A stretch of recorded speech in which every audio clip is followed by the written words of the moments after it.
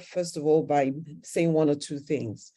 Let me mention that across Africa, we already have inherently the products and the ability to have clean hospitals. And Prof mentioned two things that were really important: for people to be properly trained so that they use the right techniques, so that oftentimes it's not that you have to reinvent or to develop new products, to get new people, or you just got to get them to do it the proper way and to use the right thing. So you might not be spending more than you're already spending. You just will be spending it smarter.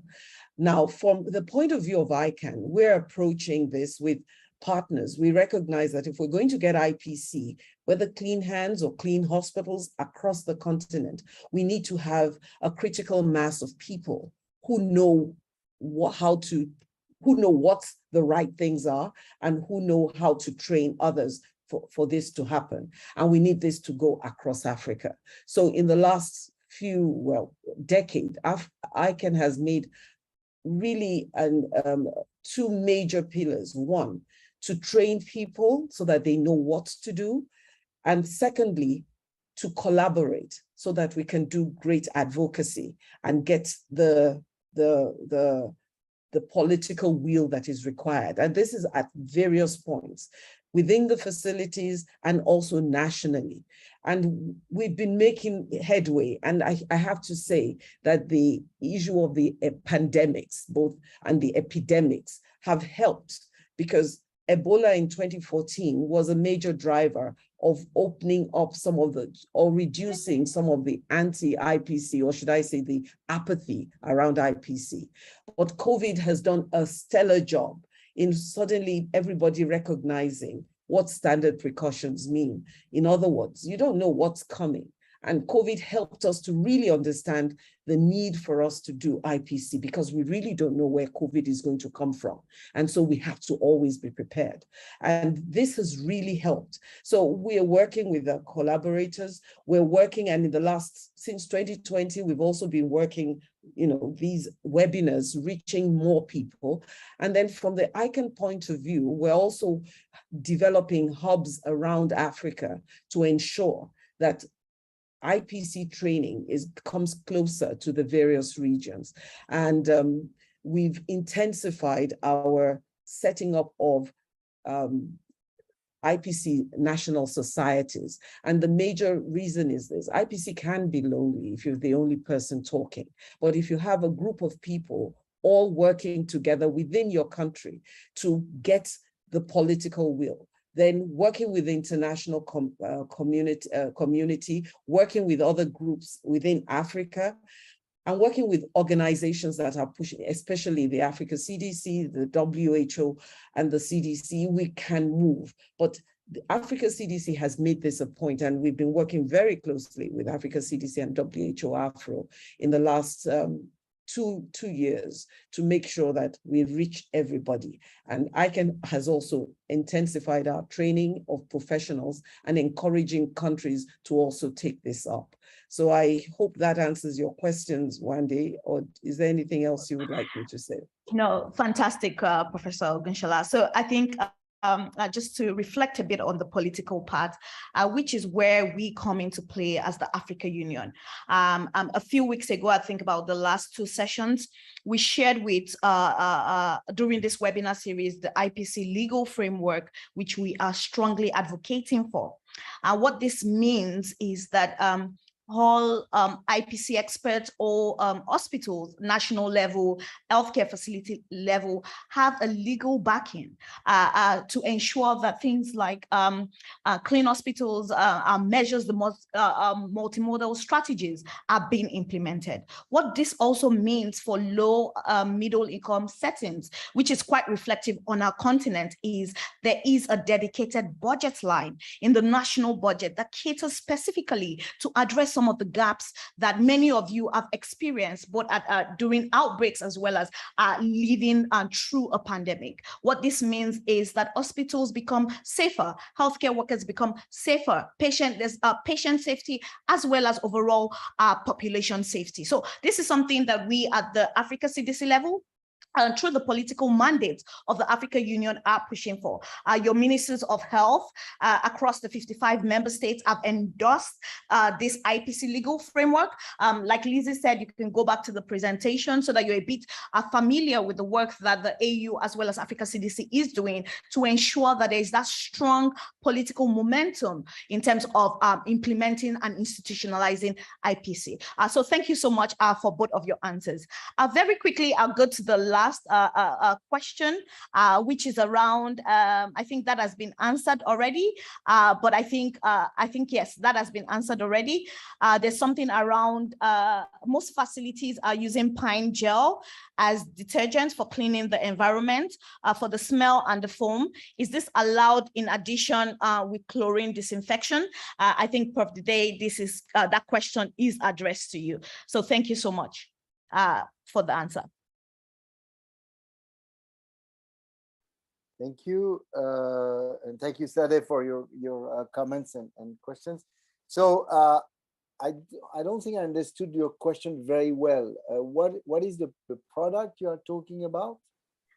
I think this person is talking about a pine gel. It's maybe a liquid detergent kind of soap. I think I'm trying to understand the context, but maybe for other participants, I guess the question is, the value of washing or using detergent before using the chlorine disinfection.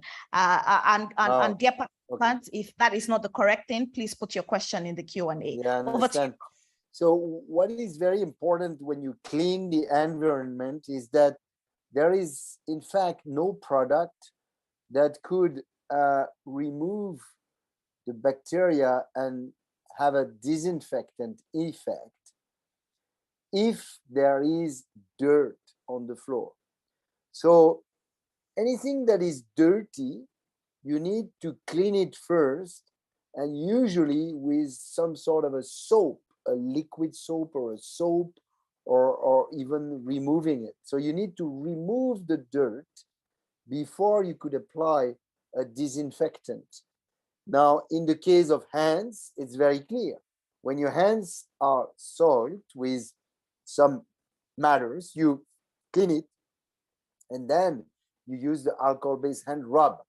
If your hands are not soiled, you directly use the alcohol-based hand rub. For the environment, if the environment is like appearing, clean, like it may happen frequently, you can just apply the disinfectant. But if the environment is dirty, then you have to remove the dirt. You have to remove the greasy before you could apply a product, whatever is the product, whether it's chlorine or any other product. There are many. You need to make sure that there is no dirt, because when you have dirt and proteins, and then the product cannot disinfect. So that's the point. That's the point, in fact. That needs to be, but it's part of education. Once your environmental healthcare people know and are educated, they know about it, and it's not a problem anymore. Thank you. Thank you, fantastic. And thank you so much, Prof. Dide and Natasha, for joining us on today's session. I think we've come to the end of the Q&A, the moderated Q&A, and thanks so much, Prof. Ogunshola, for joining. I'll hand over to you, Prof, to do the wrap-up for the Series 13. Thanks so much to the interpreters and, of course, the team that has worked very hard for this Series 13. Over to you, Prof. Ogunshola. Thank you very much. I think our regular members will agree that we've had really an exciting period for this last 6 episodes of our in our Series 13. We would like to thank Professor Didier Pittet for a brilliant wrap-up of our Series 13, and that we will be looking forward to moving to our series 14 soon, where we will be taking some of the things that we have discussed here and some of the gaps that we have noted and making sure that we address those gaps. With the AfricaCDC and WHO Afro and our partner ECHO that has facilitated this. We want to thank all of you for being a part of our series, and we hope you'll be part of the coming series.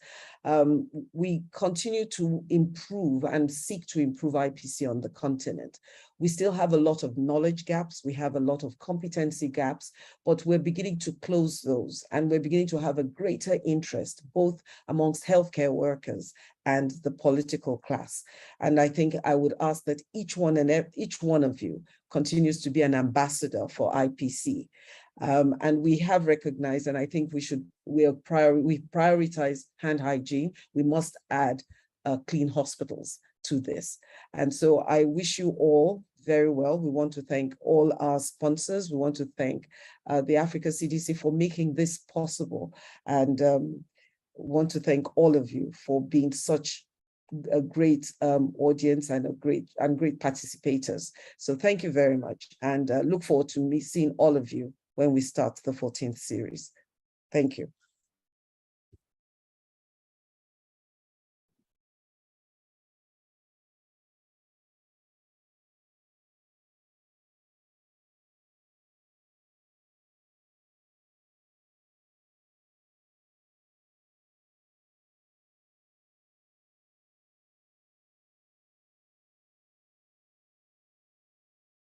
Lizzie, can we close the session?